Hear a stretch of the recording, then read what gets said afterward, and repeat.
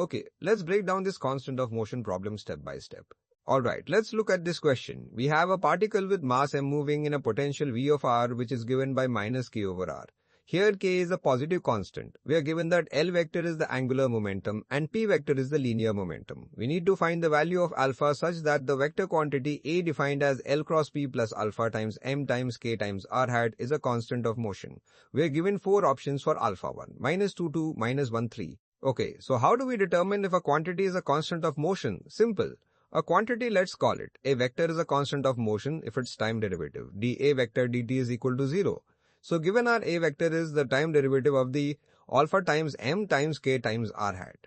We need to calculate its time derivative dA vector, dA vector dt and set it equal to 0 to find the right value of alpha. We can break this down using the sum rule for derivatives, the time derivatives, the time derivatives. The time derivative of A vector is the time derivative. Cross product of L and P plus the time derivative of the second term which is alpha times m times k times r hat. So that's d dt of L cross P plus d dt of alpha m k r hat.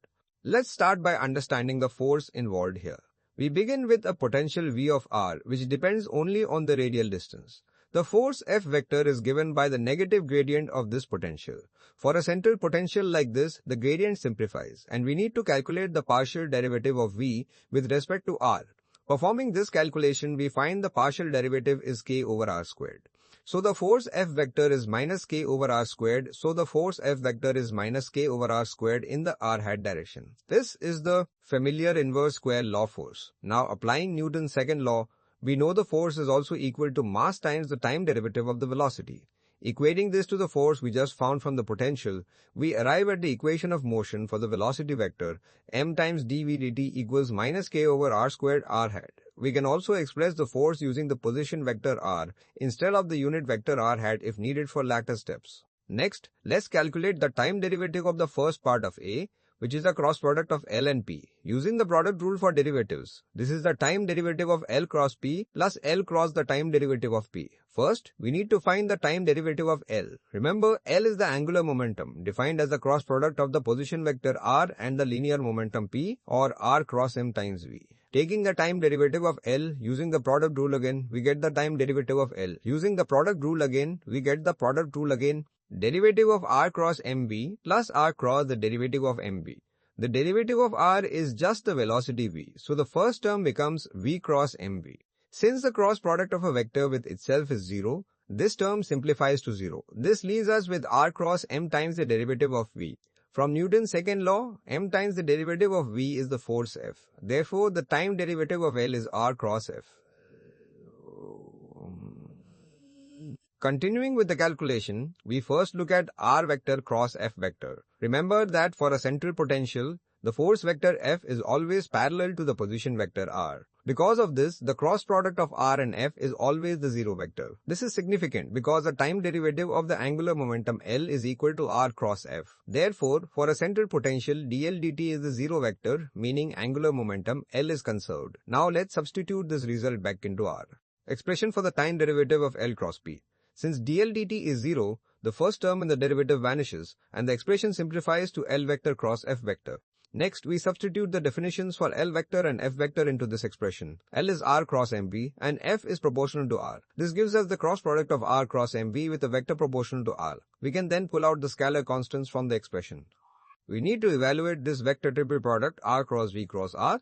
We can use the vector triple product identity to expand it. Applying the identity gives us terms involving dot products of r with itself and r with v. First, the dot product of r with itself is simply r squared, the magnitude squared. The dot product of v and r is equal to r times the rate of change of the magnitude of r with respect to time, or r times dr dt. Substituting these dot product evaluations back into the magnitude of r with respect to t. Substituting these dot product evaluations back into the expanded triple product, we get the simplified form of r cross v cross r. Now we substitute this result back into our main expression for the time derivative of L cross P. Next, we distribute the minus mk over r cube term throughout the expression. Simplifying the result gives us the first part of our total derivative expression for the Laplace Runge-Lenz vector. Now let's calculate the time derivative of the second part involving r hat.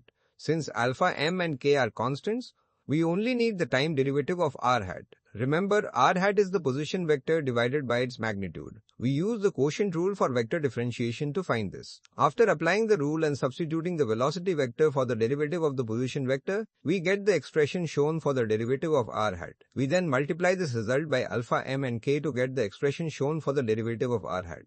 We then multiply this result by alpha m and k to get the quotient rule for vector differentiation to find this time derivative of the full second term.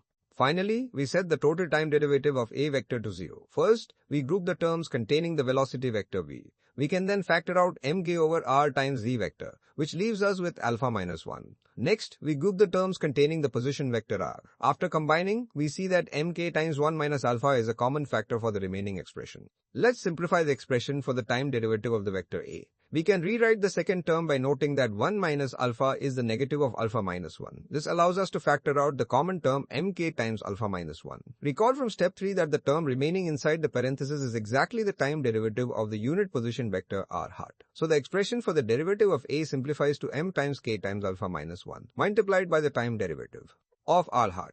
For a to be a constant of motion, its time derivative must be 0 for any possible motion of the particle. Since the time derivative of r hat, which represents the change in direction, is generally not 0, the coefficient multiplying it must be 0. Therefore, m times k times alpha minus 1 must equal 0. Given that mass m is not 0 and k is a positive constant, the term alpha minus 1 must be 0. Setting alpha minus 1 must be 0. Setting alpha minus 1 must be 0. Setting alpha minus 1 equal to 0, we find that alpha equals 1. So the value of alpha for which the vector a is a constant of motion is indeed 1. This particular constant of motion when alpha is 1 is related to the famous Laplace-Runge lens vector, which is conserved for orbits under a central 1 over r potential like gravity or the Coulomb force. Looking back at our options, the correct option is number 4.